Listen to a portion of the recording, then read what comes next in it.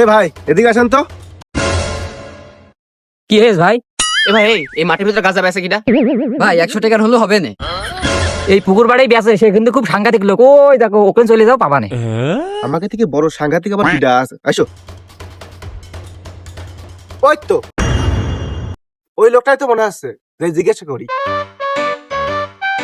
এ ভাই, আপনি কি গাঁজা বেচেন? এই আমি শুধু গাঁজা বেচি নে, সাথে বড়িও বেচি। তা তোর বাপের কি? আমার বাপের কিছু না, ক্ষতি হলে বা তোর বাপেরই হবেন। সিআইডির লোক আমরা। ও তোরা সিআইডির লোক, আমার ধরতে আইছিস? দাঁড়া, তোকে আগে খাস না দিনি।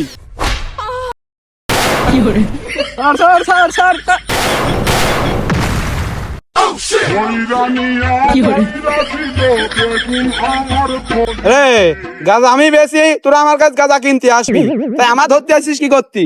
ভাই গাঁজা। এ অখিল দে, তুই কি করলি? আমি তো তোর কাছে প্রতিদিন 100 টাকার গাঁজা কিনি, তো তুই আমার মারলি কে?